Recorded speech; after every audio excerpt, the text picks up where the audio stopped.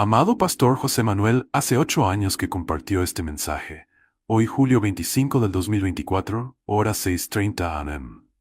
Tan fresca es la palabra de Dios, Dios los siga bendiciendo y prosperando en todos sus caminos. Los amo desde Bogotá, Colombia. Hola Pastor Manuel Sierra, buenas tardes, les saludo desde Bogotá, Colombia, escucho sus predicaciones y he aprendido mucho de la sabiduría que nuestro Dios le ha dado. Dios le siga bendiciendo a usted y a toda su familia. Hermano, nunca bajes la guardia, sigue predicando tal como Cristo nos enseña. Lo escucho desde Colombia. Dios siga bendiciendo su ministerio. En Romanos 8 le hemos leído que Él nos ayuda en nuestras debilidades. Amén, hermanos.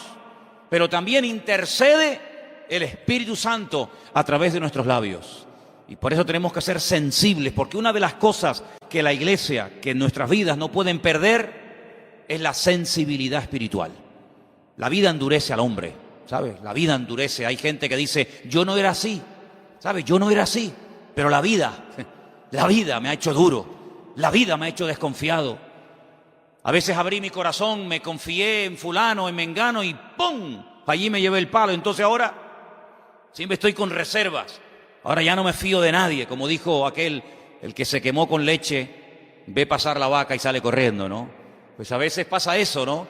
Que la vida moldea ese carácter que tú tenías y te hace como tú no eras, pero que no te haga la vida perder la sensibilidad, porque el creyente siempre tiene que estar sensible a la voz del Espíritu. ¿Cuántos dicen amén?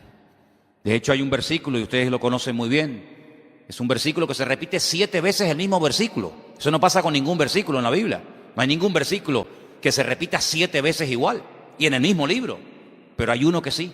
Y tú sabes cuál es. Y que dice, ¿cuál? El que tiene oído para oír, que oiga lo que el Espíritu dice a la iglesia. Y lo dice 7 veces en los primeros capítulos del libro de Apocalipsis. En el mismo libro, la misma palabra. A la iglesia de Esmirna, la de Pérgamo, la de Tiatira, la de Éfeso, a la de Laodicea. A todas lo mismo. El que tiene oídos para oír, que oiga lo que el Espíritu dice a la iglesia. Y a veces el Señor quiere advertirnos de un peligro inminente que todavía no ha acontecido, todavía no sale en las noticias, pero el Señor sabe todas las cosas y a veces nos puede advertir, decir, no vayas por ese camino. ¿Pero por qué? Si siempre lo he hecho, hoy no vayas por ahí. Eres sensible al Señor, resulta que haces un rodeo, vas por otro camino que nunca vas, y al día siguiente te enteras que en ese camino asaltaron a una persona, lo mataron, lo balearon, lo apuñalaron, lo dejaron tirado en el camino, y quién sabe si tú hubieras pasado, si te hubiera pasado a ti lo mismo, o hubieras sido tú el muerto en vez de aquella persona. Hermanos, tenemos que tener sensibilidad a las cosas del Señor, no ser tan ingenuos, sino prestar atención, porque una de las cosas que el Señor hace continuamente es hablar y hablar y hablar a la iglesia.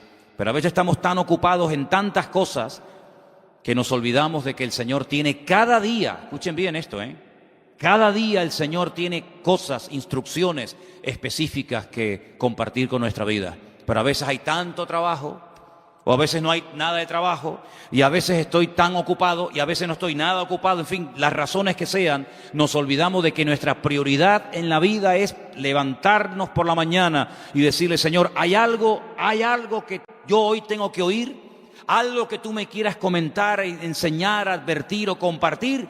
Aquí me tienes, Señor. Y el Señor, si tú desarrollas esta actitud y esta sensibilidad, el Señor va hablar cada día a tu vida. ¿Cuántos dicen amén? Vamos a ir a 1 Corintios capítulo 14. 1 Corintios el capítulo 14. La semana pasada estuvimos hablando un poco acerca de los dones del Espíritu Santo, y dijimos que había 2 lugares diferentes en el Nuevo Testamento donde se habla de los dones del Espíritu Santo. ¿Alguien recuerda qué capítulos eran? No, Gálatas 5 era el fruto. Romanos 12, ¿sí? Efesios 4 eran los ministerios. Entonces, los 12 empiezan por 12. Romanos y 1 Corintios. Más fácil imposible. Los dones, Romanos 12. Primera de Corintios 12. El fruto, Gálatas 5. Los ministerios, Efesios 4. Fácil, ¿no? ¿O no? Si no te puedes aprender 4 cosas, muy mal estás, ¿eh? A ver, los dones, ¿dónde están? Romanos 12, Primera de Corintios 12. El fruto, Gálatas 5. Y los ministerios, Efesios 4. Ya está, aprobado, ya se pueden ir a casa. Vamos ahí a Primera de Corintios capítulo 14. Tenemos ahí también a nuestros hermanos escuchando, ¿no? ¿Sí? Qué bueno. Tenemos a los hermanos de Israel escuchándonos y viéndonos. Sixto también, nuestro hermano Sixto y Ofelia desde Suiza nos están viendo y escuchando en este momento también. Gloria a Dios, qué bendición. Primera de Corintios capítulo 14 es el capítulo que habla acerca fundamentalmente de dos dones. Saben que había unos cuantos dones en Romanos, unos cuantos dones en Corintios, pero este capítulo habla fundamentalmente de 2. Se ve que eran los dones que más problemas estaban trayendo a la iglesia. Y generalmente son dones que si no se saben administrar bien, traen problemas. Porque curiosamente, a lo largo de la historia, en estos 2000 años que tiene la iglesia, no se ha hecho un sobreénfasis sobre el don de palabra de sabiduría. No hay una denominación que se conoce o que destaca por encima de otras denominaciones o movimientos porque le dan un énfasis tremenda a la palabra de sabiduría. Ninguna denominación, ninguna. No hay ninguna denominación o ninguna iglesia que haga un énfasis excesivo y exagerado sobre el don de palabra de ciencia. Pero hay denominaciones enteras que le dan un énfasis y una importancia tan grande al hablar en lenguas, que parece que no hay otra cosa en la vida y no hay otra meta en la vida más que hablar en lenguas y hablar en lenguas y hablar en lenguas y hablar en lenguas. Y parece ser que la iglesia de Corintios tenía este problema. Se reunían y venga a hablar en lenguas y venga a hablar en lengua, y cuando Pablo oye todo esto dice: hermano, miren, un momentito, vamos a poner orden. Yo les voy a decir cómo se tiene que utilizar este don y cómo no se tiene que utilizar. Vamos a leer para ver qué nos dice la palabra. Primera de Corintios capítulo 14 verso 1. Seguid el amor y procurad los dones espirituales, pero sobre todo que profeticéis. Porque el que habla en lenguas no habla a los hombres, sino a Dios, pues nadie le entiende, aunque por el Espíritu habla misterios. Así que cuando una persona se pone a hablar en lengua, no le está hablando a nadie, sino le dice que está hablándole a Dios. Eso es lo que dice la Biblia. Versículo 3. Pero el que profetiza, que ya lo hacen en el idioma que la gente le entiende, pues habla a los hombres para edificación, para exhortación y para consolación. Pero el que habla en lengua extraña a sí mismo se edifica. Pero el que profetiza edifica a la iglesia. ¿Sí? Verso 5. Así que quisiera que todos vosotros hablarais en lenguas, pero más que profetizaseis, porque mayor es el que profetiza que el que habla en lenguas. Así que el apóstol Pablo no está prohibiendo. El apóstol Pablo dice: eso nada, olvídense de eso, es una locura. Como en algunas denominaciones se ha dicho, que eso son cosas del diablo, que eso son inventos, que eso no existe, que eso es mentira, que eso son palabras que la gente se inventa. El apóstol Pablo no habla en estos términos. Pablo es muy respetuoso, como nosotros tenemos que ser muy respetuosos con este tema, como con cualquier otro, pero ahora estamos hablando de este.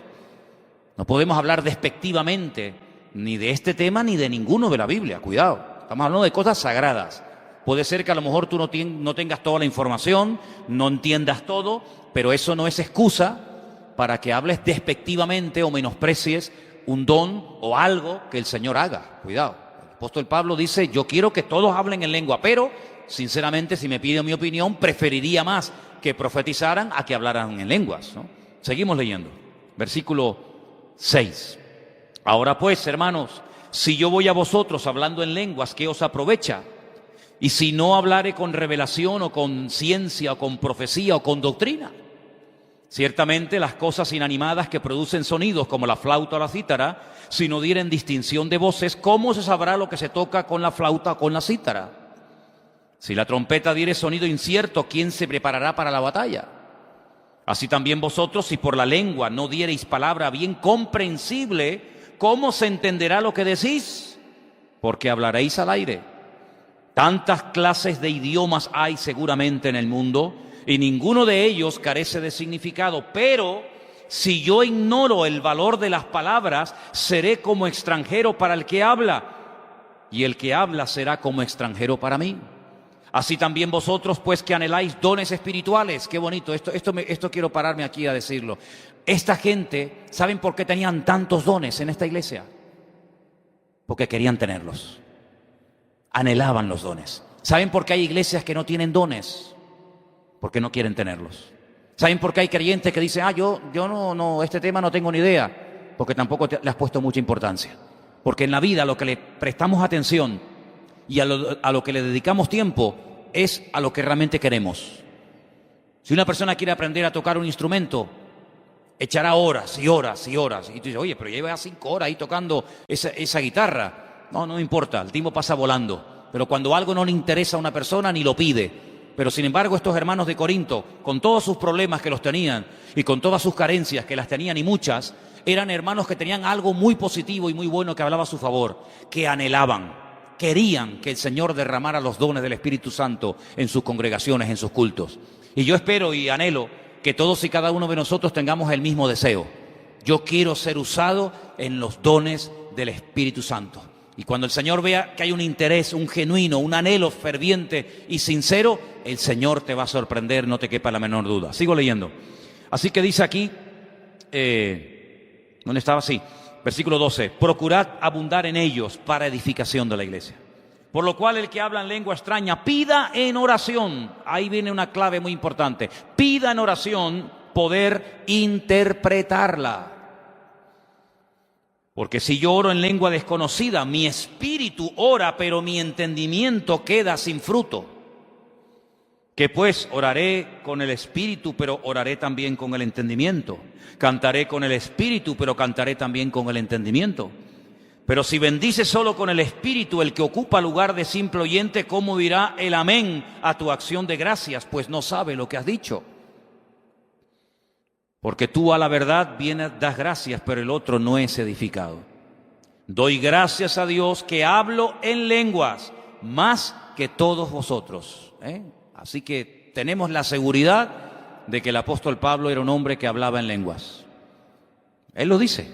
Dice, pero en la iglesia prefiero hablar 5 palabras con mi entendimiento para enseñar también a otros que 10,000 palabras en lengua desconocida. Me parece un argumento excelente, una explicación extraordinaria. Hermanos, no seáis niños en el modo de pensar, sino sed niños en la malicia, pero maduros en el modo de pensar. En la ley está escrito, en otras lenguas y con otros labios hablaré a este pueblo y ni oirán, dice el Señor. Así que las lenguas son por señal no a los creyentes, sino a los incrédulos. ¿A los incrédulos? ¿A los inconversos? Es una señal a ellos. ¿Y eso cómo es? Vamos a leer. Las lenguas no son señal a los creyentes, sino a los incrédulos. Pero la profecía no es a los incrédulos, sino a los creyentes. Si pues toda la iglesia se reúne en un solo lugar y todos hablan en lenguas y entran indoctos o incrédulos, ¿no dirán que estáis locos? Pero si todos profetizan y entra algún incrédulo o indocto, por todos es convencido, por todos es juzgado.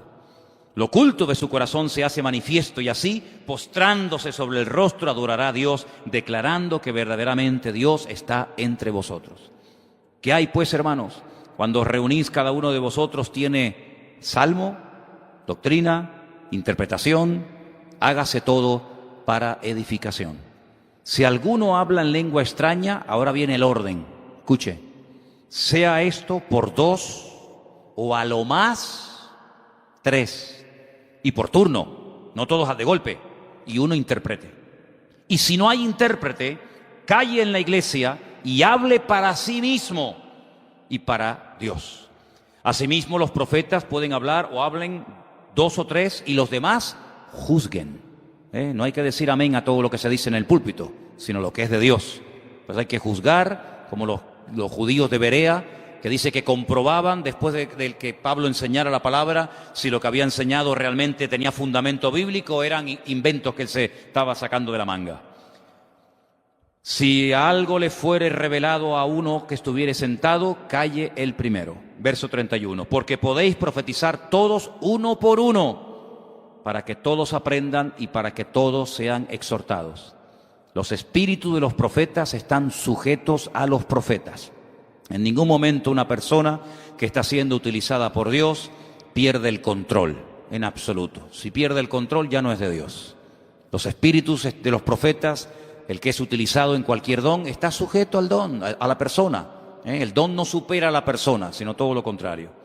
Pues Dios no es Dios de confusión, eso hay que dejarlo bien claro. Dios no es Dios de confusión, sino de paz, como en todas las iglesias de los santos. Vuestras mujeres callen en las congregaciones porque no les es permitido hablar. Después explicaré esto porque algunos dirán, pues si no pueden hablar tampoco pueden orar. Porque para orar hay que abrir la boca, ¿no? Habrá que explicar esto. ¿No les parece, hermanas? ¿O no creen que es importante? Hay que explicarlo, ¿sí o no? Ahora se lo explico, no se preocupen. Vuestras mujeres callen en las congregaciones porque no les es permitido hablar, sino que estén sujetas como también la ley lo dice.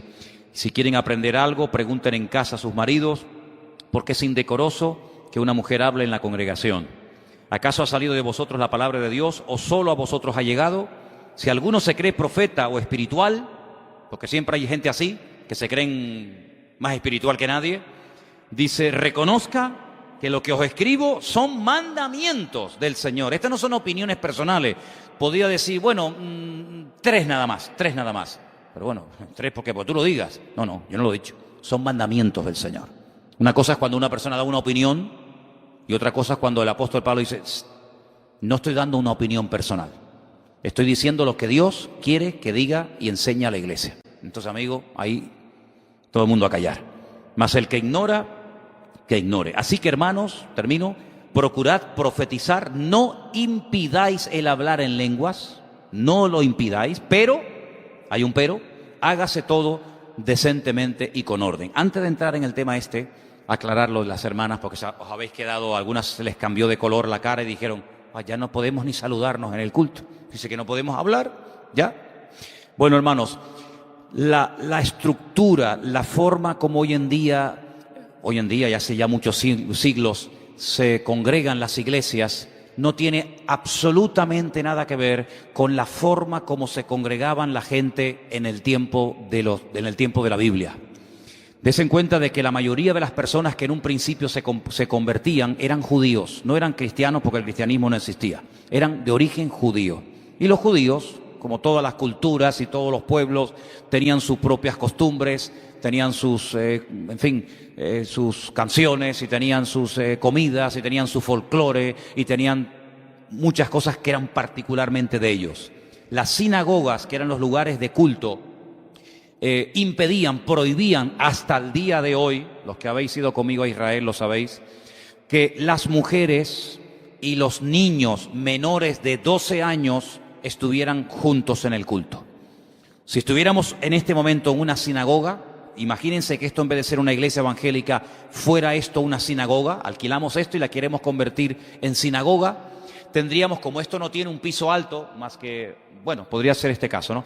Pues tendríamos que poner a lo mejor una cortina aquí entre estas columnas, poner toda una cortina, pondríamos sillas detrás de las cortinas, digo cortinas o puedo decir unas celosías o algo así, y entonces todas las hermanas, todas las mujeres estarían ahí, las niñas también, y todos los niños varones menores de 12 años, tendrían que estar a un lado, y aquí solamente estarían los hombres, ¿sí? Y los niños mayores de 12 años. También podríamos tenerlas arriba, pero nunca mirando las mujeres así, mirándose las caras, sino que tendría que estar el balcón, digamos, en otro lado. Eso significa que en aquellos tiempos, primero, que las congregaciones eran congregaciones grandes. Estamos hablando de cientos y en algunos casos de miles de personas. Pues no había megafonía, no había micrófonos. Aparte de eso, las esposas no se sentaban junto a sus maridos, como es el caso de algunos de ustedes esta tarde, sino que a lo mejor tu esposa estaba a 50 metros o a 40 o a 30 metros de ti. Llegaba un predicador, por ejemplo el apóstol Pablo o Apolos o Pedro, quien fuera, todo lo que enseñaba iba a ser tremendamente interesante. Imagínense tener como invitado al apóstol Pablo durante 4 o 5 días de cultos especiales. Cosas interesantísimas, cosas nuevas que muchos de ellos nunca en la vida habían escuchado. Surgían muchas preguntas. ¿Qué dijo? ¿Cómo? ¿Dónde dijo Isaías, Jeremías? Entonces la mujer de allí le decía, Juan, bueno, hay un Juan aquí, no vaya a responder. Juan, ¿qué dijo? ¿Qué dijo el apóstol? No, dijo que no sé qué, que mañana, que tal, que el Señor no... Ah, y la otra, Santiago, ¿y qué dijo? Y aquello era un lío, aquello era una recoba, aquello era un mercadillo. Entonces el apóstol Pablo dijo, hermanas, por favor, hermanas. Claro, los hombres, ¿por qué dice hermanos? Porque los hermanos escuchaban perfectamente, porque no es lo mismo un hombre sentado a 5 metros de mí que una mujer a 40 metros de mí. No todos los predicadores tenían la misma voz. Algunos hablaban más bajo, otros hablaban más fuerte. Unos tenían una forma, un tono de voz que vocalizan bien, otros a lo mejor hablaban así, y por lo tanto los hombres no tenían que preguntar nada porque estaban ahí y lo entendían, pero las que estaban lejos empezaban a preguntar, y una y otra y la otra, y el otro respondía, y el otro ¿qué? ¿Y qué te dijo? No sé qué. El apóstol Pablo dijo, hermanas, en las congregaciones no quiero que estéis hablando. Si tienen algo que preguntar, pregunten en casa a sus maridos, porque si no la casa, que tiene que ser un lugar de orden, se convierte en una recoba. Se convierte en un desorden. Ah, hermano, qué peso me ha quitado de encima. Yo pensaba que no podía hablar en la iglesia. Bueno, si algunos de ustedes no pueden hablar aquí, explotarían. Imagínense. Entonces, no es que usted no pueda hablar en la iglesia, sino que se tiene que mantener el orden. Es como, por ejemplo, hoy en día, que ya pueden estar todos juntos, hombres, mujeres, niños, casados, solteras. A veces hay personas que se ponen a hablar en plena predicación, lo habéis visto en alguna ocasión, ¿verdad? Y que le dicen al momento, por favor, guarde silencio, ahora no es tiempo de hablar, de preguntar, le preguntas después. Entonces exactamente era igual, pero con la diferencia de que en vez de estar todos juntos, unas estaban por un lado y otros estaban por otro, y aquello era un auténtico desorden. Eso es a lo que se refiere, nada más que a eso. Pero no se le prohibía orar, ni muchísimo menos, no se le prohibía profetizar, ni muchísimo menos, sino lo que les acabo de comentar. Ahora, retomando el tema de los dones del Espíritu, nosotros, esta congregación cree lo que yo creo que debería de creer todo creyente, pero que lamentablemente no es así. Hay creyentes, hay iglesias que dicen y enseñan abiertamente que no creen en los dones del Espíritu Santo. Que eso tuvo un momento en la historia, pero que ya hoy en día ya no es necesario, porque ya tenemos la Biblia completa. Y por lo tanto ya eso de milagros y sabiduría y orar por los enfermos y echar fuera demonios y una persona que habla en lengua y el otro que profetiza, como que eso ya... Yo a todas esas personas llevo años diciéndole lo mismo y ninguno me ha respondido. El día que me demuestren que bíblicamente eso forma parte del pasado y que no existe o que no se debe creer en eso en el tiempo presente, yo también dejaré de creer en ello. Pero en ningún momento la palabra de Dios nos dice que las cosas han cambiado. Los que han cambiado son los cristianos. Los cristianos del siglo XXI no nos parecemos en nada a los cristianos del siglo I.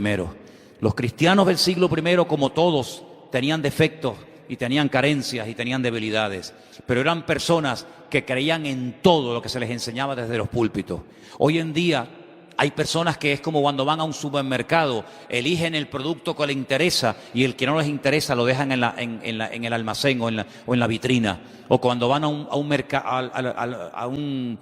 al McDonald's o cuando van a cualquier otro lugar, escogen lo que les conviene y lo que no les conviene. Pero yo siempre digo, hermano, mire, si el Señor nos dio esta Biblia con sus 66 libros, con sus miles y miles de promesas, si eso no fuera importante, ¿para qué nos dejó una Biblia que muchas cosas que leemos, como dicen algunos, no son para hoy? Entonces, ¿para qué las quiero? Empezamos a arrancar páginas de la Biblia. Algunos dicen, yo no creo en eso de echar fuera demonios. Venga, vamos a sacar todo lo que dice la Biblia de echar fuera demonios. Los demonios que echó Cristo, los demonios que echó Pablo, los demonios, todo. Venga, arrancamos. ¿Qué más? ¿Qué no te gusta? A mí no me gusta, por ejemplo, eso de hablar en lengua. Venga, vamos a arrancar Hechos capítulo 2, cuando hablaron en lenguas en Samaria, cuando hablaron en lenguas por aquí, el capítulo que acabamos de leer. Venga, ¿qué más? A ver, ¿qué no te gusta? A mí no me gusta eso de palabra de sabiduría o los dones. Entonces, hermanos, se dan cuenta, comenzaríamos a arrancar y arrancar y arrancar páginas de la Biblia y haríamos una Biblia muy personal. Esto es en lo que yo creo y en esto no creo y no me interesa. Esa no es la forma adecuada como tiene que ir un creyente por la vida. Un creyente tiene que creer en todo lo que dice la palabra de Dios. La Biblia dice que Jesucristo es el mismo, ayer, hoy y por los siglos. Y yo pregunto una cosa, si estamos hablando del Espíritu Santo, ¿no creemos los creyentes que Padre, Hijo y Espíritu Santo son uno? ¿Sí o no?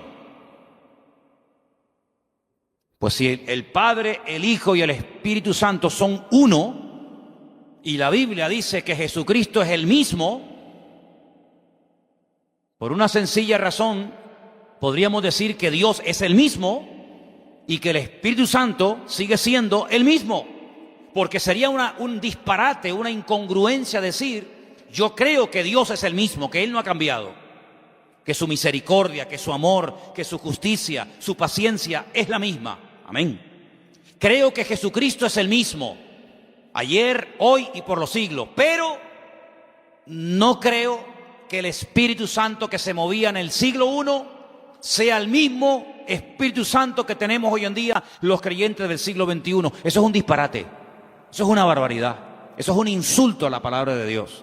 Eso es menospreciar el ministerio y las funciones del Espíritu Santo. Fíjense qué importante es esto, fíjense qué tremendo de lo que estamos hablando, que cuando el Señor Jesucristo, lo leímos la semana pasada en Juan capítulo 14, observó a sus discípulos después de haberles ya dicho en varias ocasiones que Él se iba, que regresaba al seno del Padre, y los ve tristes, les dice, no estéis tristes, no les voy a dejar solos, no les voy a dejar huérfanos, voy a rogarle a mi Padre que os envíe al Consolador para que esté con vosotros para siempre. Ahora, esa promesa, hermanos, esa palabra de permanencia constante y permanente del Espíritu en la vida del creyente, ¿para cuándo fue? ¿Para Pedro, Jacobo, Juan, Santiago, los primeros siglos? ¿O es una promesa que está en vigor para toda la historia de la iglesia mientras estemos en este planeta Tierra? Porque si fue una promesa, algo que les convenía a ellos en aquel momento, pero ya hoy en día eso no tiene ninguna validez, entonces es una promesa que caducó. Y estamos hablando de porciones de la Biblia que han caducado, que fueron palabras muy bonitas, pero que a nosotros eso ya no nos afecta y no tiene nada que ver con nuestra vida presente hoy en día, lo cual es rotundamente falso. ¿Cuántos dicen amén?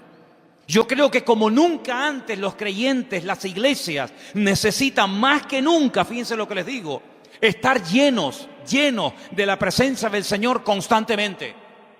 Porque los últimos tiempos, dice la Biblia, que serían tiempos peligrosos, tiempos difíciles, tiempos de guerras y de rumores de guerras, tiempos en los que dice la Biblia que por haberse multiplicado la maldad, el amor de muchos se enfriaría. Y usted dice, pero cuando el Señor habló de que el amor de muchos se enfriaría, ¿a quién se refería?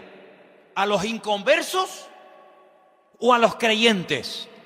Hombre, evidentemente a los creyentes, porque ¿qué amor se le va a enfriar a los inconversos que no aceptan al Señor, ni creen en su palabra, ni lo tienen en su vida? ¿Qué amor se les va a enfriar? Pero si son hijos del diablo, si no son miembros del cuerpo de Cristo.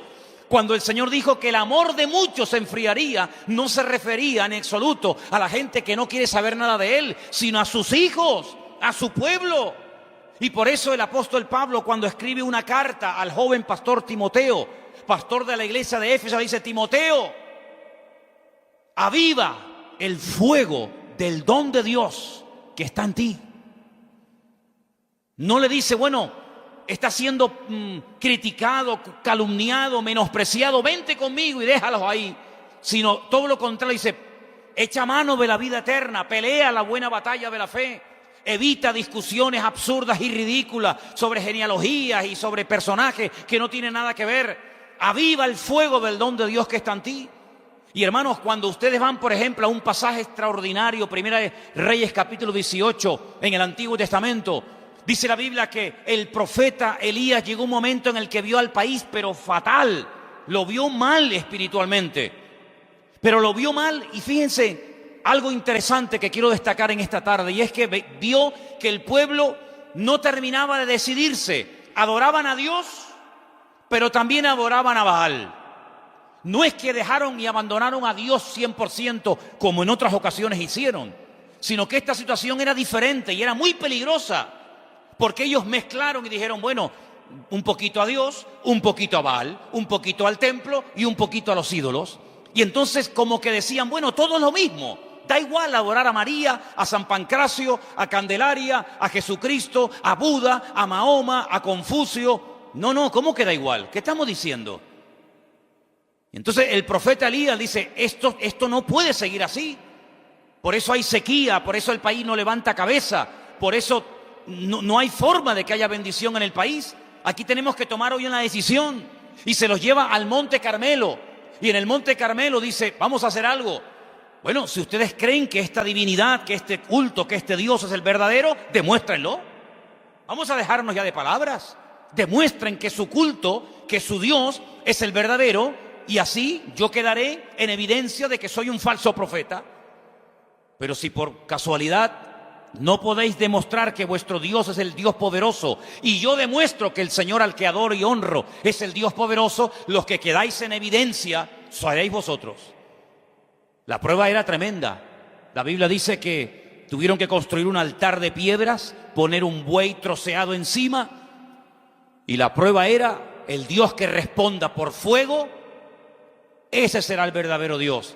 Me llama mucho la atención que los profetas de Baal nos dijeron, no, hombre, no te pases. Oye, ponnos algo más fácil tú. No sé, poner una piedra blanca y una negra en una bolsa y decir, bueno, el Dios verdadero, venga, la blanca, y el Dios falso, la negra. Una cosa más sencillita, pero vamos a ver, subirnos a un monte, cortar un buey en pedazos, ponerlo encima de un altar de piedra y orar para que caiga fuego del cielo, eso no va a pasar nunca. Eso jamás ha ocurrido. Eso es un disparate. Pero me llama la atención que dijeron, vale. Estaban tan convencidos, tan ciegos espiritualmente hablando, que ellos creían que si clamaban a Baal no los dejaría en ridículo y respondería por fuego. Y se la jugaron. Hermanos, si los inconversos creían en una mentira, creyendo que era verdad, ¿cuánto más nosotros tenemos que tener el valor de saber que estamos en el verdadero y adoramos al Dios vivo? ¿Cuántos dicen amén? Venga, tuvieron, dice la Biblia, desde por la mañana hasta por la tarde, gritando frenéticamente. Esa palabra aparece ahí en la Biblia. Se hacían cortes con cuchillos, sangraba, aquello era un desastre. Elías se mataba de la risa y decía, griten más fuerte. A lo mejor es que vuestro Dios está durmiendo, se ha ido de camino. Al final se rindieron. Y ahí empezó el cambio. Cuando una persona se rinde y dice, pues lo que yo he adorado toda mi vida, resulta que no es verdad. Y he llegado a la conclusión no porque me han comido la cabeza, sino porque yo mismo he comprobado que esto no funciona. Esto es una tradición. Esto es algo que hizo mi padre, mi madre, mi abuelo. A mí me hace gracia. Muchas veces he ido a Bolivia, he ido a Paraguay, he ido a Argentina, he ido a Chile, he ido a tantos lugares de Latinoamérica. Y a veces allá, el recuerdo que queda de los españoles es terrorífico. En Bolivia no nos apedrearon en la ciudad de La Paz de milagro. Y bueno, porque el recuerdo y yo digo, es increíble. Y aquellos que llegaron con la espada y os cortaban la cabeza y os obligaban a adorar a un Dios falso y verdadero, aceptasteis vuestros dioses. Se fueron, se les llevaron todo lo que tenían, pero sin embargo dejaron vuestros dioses, y esa es la peor atadura y la peor maldición que dejó España en Latinoamérica, fue la religión y la idolatría que dejó. Si eran tan malos aquellos, eran malos en todo, no, eran malos en aquello, pero nos quedamos con sus dioses, nos quedamos con sus religiones, se quedaron con lo peor. Tremendo, ¿no? Esta gente creía lo mismo, creían que su Dios era el verdadero, pero llegó el momento en el que Elías le dijo, se acabó. Ahora me toca a mí. Y dice la Biblia que lo primero que hace el Señor es restaurar el altar. Estaba una piedra por allí, otra piedra por allá, y tuvo que restaurar el altar que era, hermano. Hoy en día no hace falta levantar altares, pero en aquellos tiempos sí. El altar era el lugar donde el hombre se encontraba con Dios. Era el lugar de la ofrenda. Era el lugar donde el hombre se reconciliaba con el Creador. Y eso estaba restaurado. Hacía años que no se usaba el altar. Y Él tiene que restaurar la relación. Y pregúntate, ¿tu relación con Dios está restaurada? ¿Tu relación con Dios está bien o está hecha a pedazos? Porque si no tienes relación con Dios, por más que ores, no vas a recibir nada. Por más que grites y ayunes y patalees, si el altar está roto, si no hay relación, si no hay comunión, no hay bendición. Elías tardó más tiempo en restaurar el altar que en orar. De hecho, en orar no tardó nada. Tardó tiempo en colocar las piedras, en colocar la leña, en cortar el buey. Y después hizo algo tremendo. Dijo, y para que veáis que esto no es un truco de magia, háganme un cortafuego alrededor. Los profetas de Baal no hicieron un cortafuego. Sin embargo, Elías mandó a hacerlo porque él estaba completamente convencido que si no tomaba medidas preventivas, todo el país se prendía fuego, porque hacía muchos años que no llovía.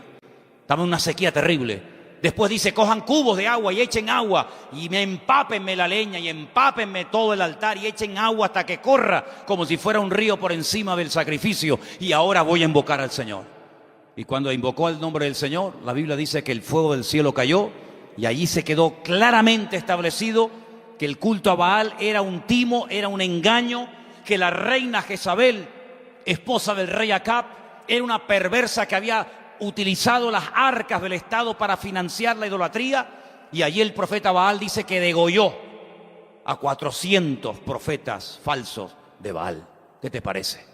Allí cayó el fuego de Dios, porque nuestro Dios, dice la Biblia, que es fuego. Es un fuego, el fuego de Dios quema. ¿Y qué es lo que quema? La basura que hay en nosotros. La basura, la madera, la hojarasca, la basura que hemos acumulado durante años, Dios la quiere quemar. Y entonces el Espíritu Santo, dice la Biblia, que tiene símbolos.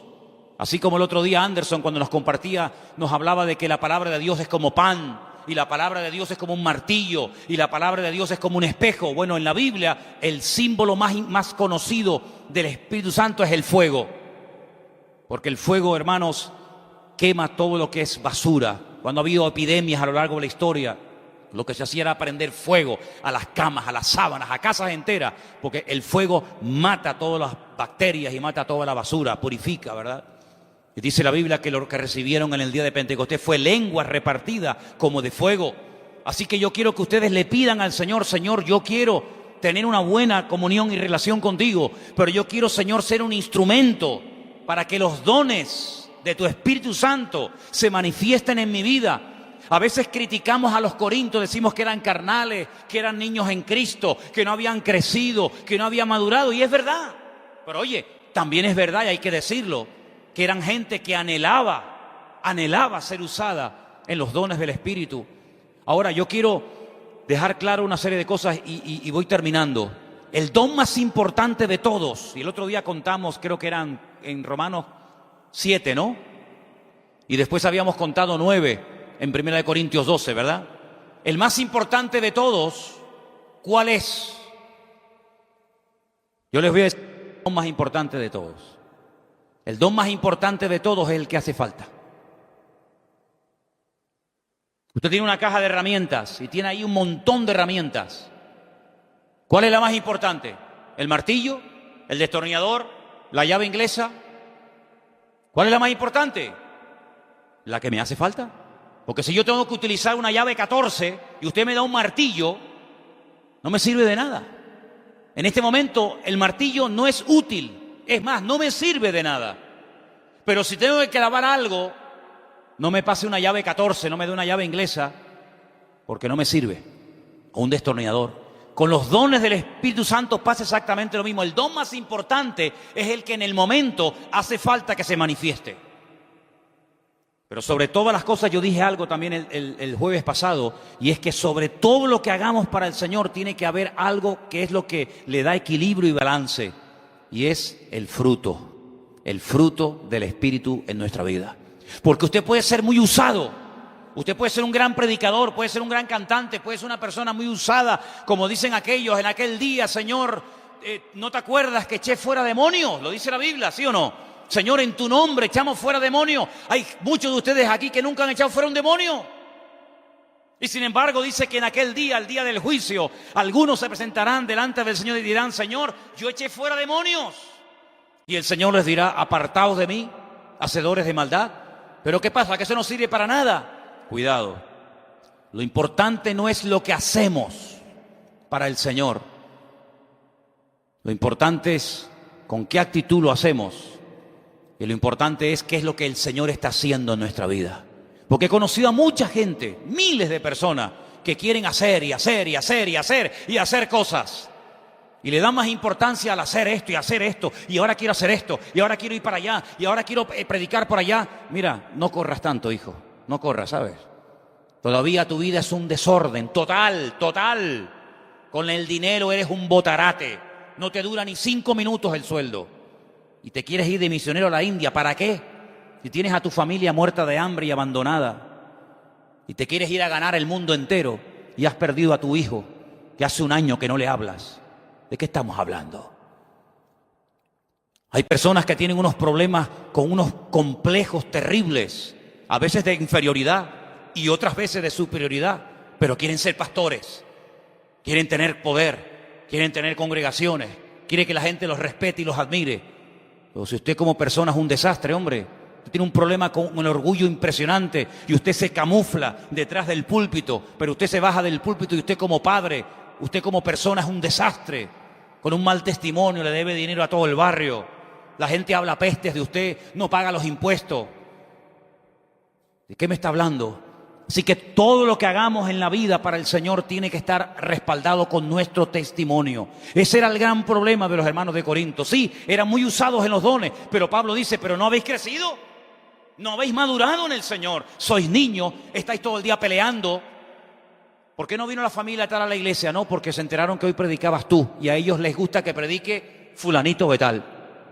Cuando tú predicas ellos no vienen, pero cuando viene ese predicador que tanto les gusta ellos vienen. Y Pablo dice: ¿pero esto qué es? ¿Cómo puede estar la iglesia del Señor dividida? Yo soy de Pablo, yo, donde Pablo vaya, allí estoy yo. Ah, no, yo soy de Apolos y yo soy... Dice: ¿pero esto qué es? ¿Que acaso está dividido el Señor? Entonces el Señor a través de Pablo pone orden y le dice: hermano, orden, orden. ¿Sabe una cosa, hermano? Si usted se va a ir de aquí, que se va a ir ahora, eso por supuesto. Bueno, si se quiere quedar, eso es problema suyo. Y solamente recuerda una cosa, recuerde esto que le voy a decir. Dios es un Dios de orden. Dígalo conmigo. Dios es un Dios de orden.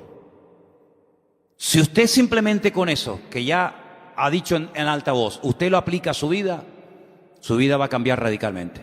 Pero ¿orden en qué? Primero en la casa. ¿Cómo está tu casa? ¿Cómo está tu casa? Ay, amigo. Dice la Biblia que el que no sabe gobernar su casa, ¿cómo va a gobernar la casa de Dios? Imagínense que yo tengo 2 hijas, una drogadicta y otra prostituta, y ahora me subo al púlpito a predicar el evangelio. Algunos de ustedes tal vez no lo digan por respeto, por educación, pero algunos dirán: ¿qué cosa, no? ¿Pastor? ¿Y tiene una hija en la droga, otra en la prostitución? ¿Qué credibilidad tendría yo para hablar a ustedes de la familia y del orden y del hogar? Ninguno. O que mi mujer fuera una alcohólica. ¿Se imaginan? ¿Dónde está Elena? Está en el bar de al lado, está.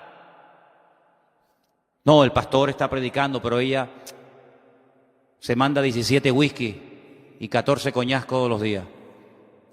¿Y qué tengo yo que decirle a usted? Con toda autoridad usted podría pararse ahí y decirme: oiga, ponga usted primeramente en orden su vida antes de subirse a un púlpito y decirnos a nosotros lo que tenemos que hacer, ¿sí o no? El ejemplo empieza por la casa. Entonces, empecemos poniendo en orden la casa, hermanos. Empecemos poniendo lo natural en orden. ¿Por qué digo lo natural? Porque ustedes saben que yo he dicho 1.000.000 de veces que lo natural es un reflejo de lo espiritual. ¿Cómo está tu habitación, joven? Ay, mi madre. Calcetines, calzoncillo, 32 camisas encima de allí, los zapatos que no los encuentra. Pero el Señor es mi pastor y nada me faltará y quiero ser usado por el Señor. Y tu habitación es una leonera. Hace 1 año que perdiste un par de zapatos y no lo encuentras. Claro, están ahí todos acumulados. Entonces ponga en orden su casa. Hermana, limpie su casa. Cuando su marido vaya a casa, que su marido encuentre la casa limpia, no la loza hasta el techo, las camisas sin planchar hace 6 semanas, todo sucio, todo tirado. Tengan sus hogares en orden, hermano. Que cuando vaya alguien a su casa, un inconverso, quien sea, puedan decir, oye, esta gente vive en orden. Alguien dijo una vez, no es una frase mía, yo la copio nada más. No sé si será así o no, pero yo la lanzo. Usted que es tan listo, cómase el pescado y deje las espinas. Dice, muéstrame tu habitación y me mostrarás cómo está tu vida. No sé si será verdad, sí. Muéstrame cómo está tu habitación y te dirá cómo está la vida. Entonces, hermanos, Dios es un Dios de orden. En lo económico, usted tiene que ser una persona ordenada en lo económico. Usted no le puede durar el sueldo, la paga, una semana. Ahí se va al bar y ahí se gasta en media hora lo que trabajó un mes. Eso se llama desorden. Usted tiene que tener todo bien ordenadito. Esto es para el Señor, esto es para esto es para aquello, ¿verdad? Tengan orden su vida, hermano. Tengan orden su apariencia física. Tengan en orden su casa. Tengan orden su economía. Tengan orden su familia. Y entonces Dios va a comenzar a bendecirle. Algunos piensan que venir aquí es como un efecto mágico. Entro por esa puerta, escucho 3 sermones y ya mañana... No, mi hermano, no sé. Así que dice la Biblia en Romanos 8, le hemos leído que Él nos ayuda en nuestras debilidades. Amén, hermanos. Pero también intercede el Espíritu Santo a través de nuestros labios. Y por eso tenemos que ser sensibles, porque una de las cosas que la iglesia, que en nuestras vidas no pueden perder, es la sensibilidad espiritual. La vida endurece al hombre, ¿sabes? La vida endurece. Hay gente que dice, yo no era así, ¿sabes? Yo no era así, pero la vida me ha hecho duro, la vida me ha hecho desconfiado. A veces abrí mi corazón, me confié en fulano, en mengano y ¡pum! Allí me llevé el palo. Entonces ahora siempre estoy con reservas. Ahora ya no me fío de nadie, como dijo aquel, el que se quemó con leche, ve pasar la vaca y sale corriendo, ¿no? Pues a veces pasa eso, ¿no? Que la vida moldea ese carácter que tú tenías y te hace como tú no eras, pero que no te haga la vida perder la sensibilidad, porque el creyente siempre tiene que estar sensible a la voz del Espíritu. ¿Cuántos dicen amén? De hecho hay un versículo, y ustedes lo conocen muy bien, es un versículo que se repite 7 veces el mismo versículo. Eso no pasa con ningún versículo en la Biblia. No hay ningún versículo que se repita 7 veces igual y en el mismo libro. Pero hay uno que sí, y tú sabes cuál es. Y que dice, ¿cuál? El que tiene oído para oír, que oiga lo que el Espíritu dice a la iglesia. Y lo dice 7 veces en los primeros capítulos del libro de Apocalipsis. En el mismo libro, la misma palabra. A la iglesia de Esmirna, la de Pérgamo, la de Tiatira, la de Éfeso, a la de la Odisea. A todas lo mismo. El que tiene oídos para oír, que oiga lo que el Espíritu dice a la iglesia. Y a veces el Señor quiere advertirnos de un peligro inminente que todavía no ha acontecido, todavía no sale en las noticias, pero el Señor sabe todas las cosas y a veces nos puede advertir, decir, no vayas por ese camino. ¿Pero por qué? Si siempre lo he hecho. Hoy no vayas por ahí. Eres sensible al Señor, resulta que haces un rodeo, vas por otro camino que nunca vas y al día siguiente te enteras que en ese camino asaltaron a una persona, lo mataron, lo balearon, lo apuñalaron, lo dejaron tirado en el camino y quién sabe si tú hubieras pasado, si te hubiera pasado a ti lo mismo o hubieras sido tú el muerto en vez de aquella persona. Hermanos, tenemos que tener sensibilidad a las cosas del Señor, no ser tan ingenuos, sino prestar atención, porque una de las cosas que el Señor hace continuamente es hablar y hablar y hablar a la iglesia. Pero a veces estamos tan ocupados en tantas cosas que nos olvidamos de que el Señor tiene cada día, escuchen bien esto, cada día el Señor tiene cosas, instrucciones específicas que compartir con nuestra vida. Pero a veces hay tanto trabajo, o a veces no hay nada de trabajo, y a veces estoy tan ocupado, y a veces no estoy nada ocupado, en fin, las razones que sean, nos olvidamos de que nuestra prioridad en la vida es levantarnos por la mañana y decirle, Señor, hay algo que yo hoy tengo que oír, algo que tú me quieras comentar, enseñar, advertir o compartir, aquí me tienes, Señor. Y el Señor, si tú desarrollas esta actitud y esta sensibilidad, el Señor va a hablar cada día a tu vida. ¿Cuántos dicen amén? Vamos a ir a 1 Corintios capítulo 14. 1 Corintios el capítulo 14. La semana pasada Estuvimos hablando un poco acerca de los dones del Espíritu Santo, y dijimos que había dos lugares diferentes en el Nuevo Testamento donde se habla de los dones del Espíritu Santo. ¿Alguien recuerda qué capítulos eran? No, Gálatas 5 era el fruto. Romanos 12, ¿sí? Efesios 4 eran los ministerios. Entonces, los 12 empiezan por 12. Romanos y Primera de Corintios. Más fácil imposible. Los dones, Romanos 12, Primera de Corintios 12. El fruto, Gálatas 5. Los ministerios, Efesios 4. Fácil, ¿no? ¿O no? Si no te puedes aprender 4 cosas, muy mal estás, ¿eh? A ver, los dones, ¿dónde están? Romanos 12, Primera de Corintios 12. El fruto, Gálatas 5.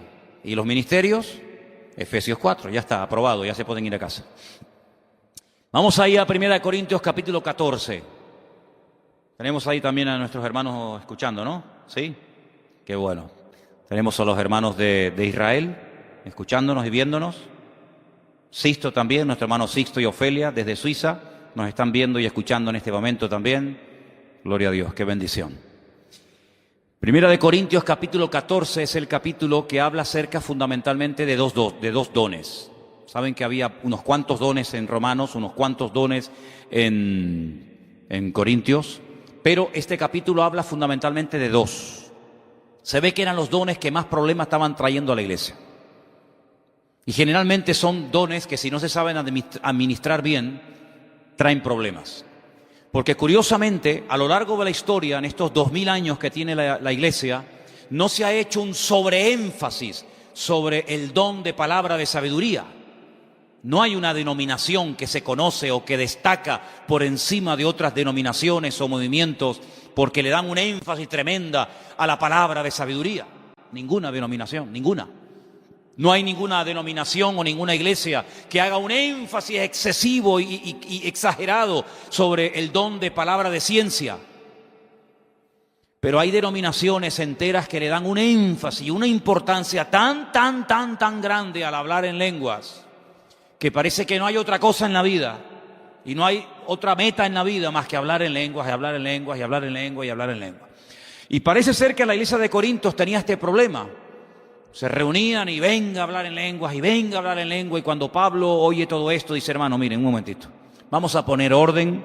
Yo les voy a decir cómo se tiene que utilizar este don y cómo no se tiene que utilizar. Vamos a leer para ver qué nos dice la palabra. Primera de Corintios capítulo 14, verso 1. Seguid el amor y procurad los dones espirituales, pero sobre todo que profeticéis. Porque el que habla en lenguas no habla a los hombres, sino a Dios, pues nadie le entiende, aunque por el Espíritu habla misterios. Así que cuando una persona se pone a hablar en lengua, no le está hablando a nadie, sino le dice que está hablándole a Dios. Eso es lo que dice la Biblia. Versículo 3. Pero el que profetiza, que ya lo hacen en el idioma que la gente le entiende, pues habla a los hombres para edificación, para exhortación y para consolación. Pero el que habla en lengua extraña a sí mismo se edifica. Pero el que profetiza edifica a la iglesia. ¿Sí? Verso 5. Así que quisiera que todos vosotros hablarais en lenguas, pero más que profetizaseis, porque mayor es el que profetiza que el que habla en lenguas. Así que el apóstol Pablo no está prohibiendo. El apóstol Pablo dice: eso nada, olvídense de eso, es una locura. Como en algunas denominaciones se ha dicho, que eso son cosas del diablo, que eso son inventos, que eso no existe, que eso es mentira, que eso son palabras que la gente se inventa. El apóstol Pablo no habla en estos términos. Pablo es muy respetuoso, como nosotros tenemos que ser muy respetuosos con este tema, como con cualquier otro, pero ahora estamos hablando de este. No podemos hablar despectivamente ni de este tema ni de ninguno de la Biblia, cuidado. Estamos hablando de cosas sagradas. Puede ser que a lo mejor tú no tengas toda la información, no entiendas todo, pero eso no es excusa para que hables despectivamente o menosprecies un don o algo que el Señor haga. Cuidado. El apóstol Pablo dice: yo quiero que todos hablen en lengua, pero sinceramente, si me piden mi opinión, preferiría más que profetizaran a que hablaran en lenguas, ¿no? Seguimos leyendo. Versículo 6. Ahora pues, hermanos, si yo voy a vosotros hablando en lenguas, ¿qué os aprovecha? Y si no hablare con revelación o con ciencia o con profecía o con doctrina. Ciertamente las cosas inanimadas que producen sonidos como la flauta o la cítara, si no dieren distinción de voces, ¿cómo se sabrá lo que se toca con la flauta o con la cítara? Si la trompeta diere sonido incierto, ¿quién se preparará para la batalla? Así también vosotros, si por la lengua no diereis palabra bien comprensible, ¿cómo se entenderá lo que decís? Porque hablaréis al aire. Tantas clases de idiomas hay seguramente en el mundo, y ninguno de ellos carece de significado. Pero si yo ignoro el valor de las palabras, seré como extranjero para el que habla, y el que habla será como extranjero para mí. Así también vosotros, pues, que anheláis dones espirituales. Qué bonito, esto quiero pararme aquí a decirlo. Esta gente, ¿saben por qué tenían tantos dones en esta iglesia? Porque querían tenerlos. Anhelaban los dones. ¿Saben por qué hay iglesias que no tienen dones? Porque no quieren tenerlos. ¿Saben por qué hay creyentes que dicen, yo no, este tema no tengo ni idea? Porque tampoco le has puesto mucha importancia. Porque en la vida lo que le prestamos atención y a lo que le dedicamos tiempo es a lo que realmente queremos. Si una persona quiere aprender a tocar un instrumento, echará horas y horas y horas. Y tú dices, oye, pero lleva 5 horas ahí tocando esa guitarra. No importa, el tiempo pasa volando. Pero cuando algo no le interesa a una persona, ni lo pide. Pero sin embargo, estos hermanos de Corinto, con todos sus problemas que los tenían y con todas sus carencias que las tenían y muchas, eran hermanos que tenían algo muy positivo y muy bueno que hablaba a su favor, que anhelaban. Querían que el Señor derramara los dones del Espíritu Santo en sus congregaciones, en sus cultos. Y yo espero y anhelo que todos y cada uno de nosotros tengamos el mismo deseo. Yo quiero ser usado en los dones del Espíritu Santo.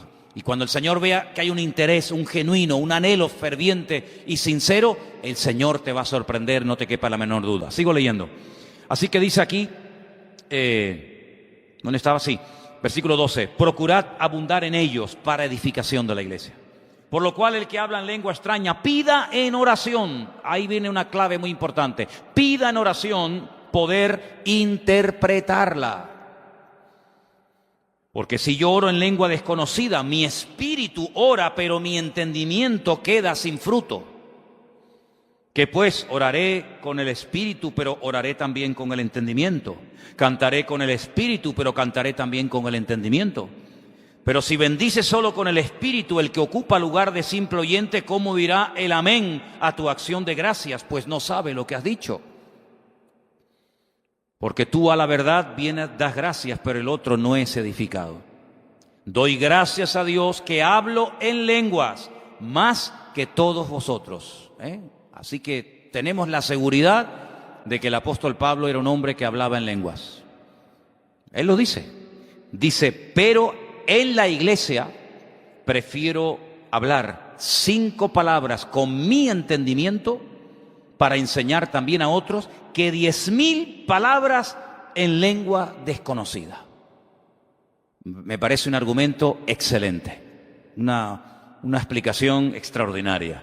Hermanos, no seáis niños en el modo de pensar, sino sed niños en la malicia, pero maduros en el modo de pensar. En la ley está escrito, en otras lenguas y con otros labios hablaré a este pueblo, y ni oirán, dice el Señor. Así que las lenguas son por señal no a los creyentes, sino a los incrédulos. Y uno dice, ¿a los incrédulos? ¿A los inconversos? Es una señal a ellos. ¿Y eso cómo es? Vamos a leer. Las lenguas no son señal a los creyentes, sino a los incrédulos. Pero la profecía no es a los incrédulos, sino a los creyentes. Si pues toda la iglesia se reúne en un solo lugar y todos hablan en lenguas y entran indoctos o incrédulos, ¿no dirán que estáis locos? Pero si todos profetizan y entra algún incrédulo o indocto, por todos es convencido, por todos es juzgado. Lo oculto de su corazón se hace manifiesto y así, postrándose sobre el rostro, adorará a Dios, declarando que verdaderamente Dios está entre vosotros. ¿Qué hay pues, hermanos? Cuando os reunís, cada uno de vosotros tiene salmo, doctrina, interpretación, hágase todo para edificación. Si alguno habla en lengua extraña, ahora viene el orden. Escuche, sea esto por 2 o a lo más 3. Y por turno, no todos de golpe, y uno interprete. Y si no hay intérprete, calle en la iglesia y hable para sí mismo y para Dios. Asimismo, los profetas pueden hablar o hablen 2 o 3 y los demás juzguen. No hay que decir amén a todo lo que se dice en el púlpito, sino lo que es de Dios. Pues hay que juzgar, como los judíos de Berea, que dice que comprobaban después de que Pablo enseñara la palabra si lo que había enseñado realmente tenía fundamento bíblico o eran inventos que él se estaba sacando de la manga. Si algo le fuere revelado a uno que estuviere sentado, calle el primero. Verso 31. Porque podéis profetizar todos uno por uno, para que todos aprendan y para que todos sean exhortados. Los espíritus de los profetas están sujetos a los profetas. En ningún momento una persona que está siendo utilizada por Dios pierde el control, en absoluto. Si pierde el control ya no es de Dios.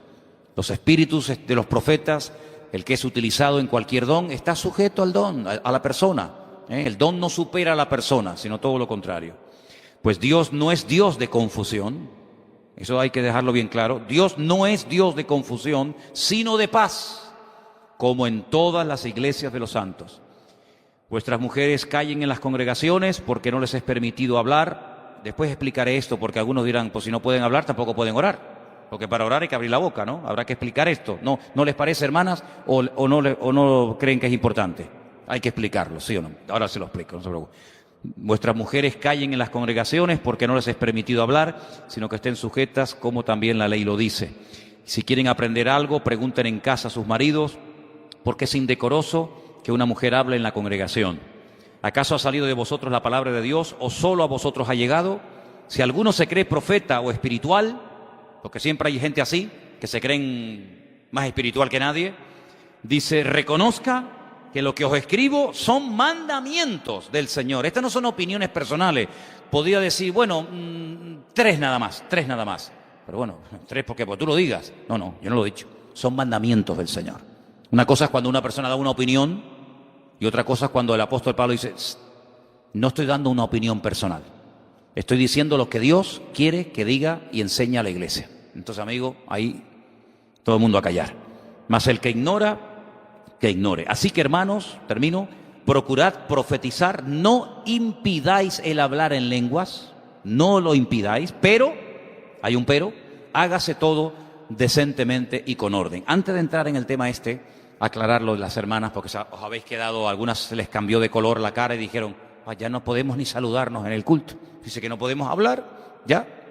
Bueno, hermanos, la estructura, la forma como hoy en día y hace ya muchos siglos se congregan las iglesias, no tiene absolutamente nada que ver con la forma como se congregaban la gente en el tiempo de la Biblia. Des en cuenta de que la mayoría de las personas que en un principio se convertían eran judíos, no eran cristianos porque el cristianismo no existía, eran de origen judío. Y los judíos, como todas las culturas y todos los pueblos, tenían sus propias costumbres, tenían sus, sus canciones y tenían sus comidas y tenían su folclore y tenían muchas cosas que eran particularmente de ellos. Las sinagogas, que eran los lugares de culto, prohibían hasta el día de hoy, los que habéis ido conmigo a Israel lo sabéis, que las mujeres y los niños menores de 12 años estuvieran juntos en el culto. Si estuviéramos en este momento en una sinagoga, imagínense que esto en vez de ser una iglesia evangélica fuera esto una sinagoga, alquilamos esto y la queremos convertir en sinagoga, tendríamos, como esto no tiene un piso alto, más que, bueno, podría ser este caso, ¿no? Pues tendríamos que poner a lo mejor una cortina aquí entre estas columnas, poner toda una cortina, pondríamos sillas detrás de las cortinas, digo cortinas o puedo decir unas celosías o algo así, y entonces todas las hermanas, todas las mujeres estarían ahí, las niñas también, y todos los niños varones menores de 12 años, tendrían que estar a un lado, y aquí solamente estarían los hombres, ¿sí? Y los niños mayores de 12 años. También podríamos tenerlas arriba, pero nunca mirando las mujeres así, mirándose las caras, sino que tendría que estar el balcón, digamos, en otro lado. Eso significa que en aquellos tiempos, primero,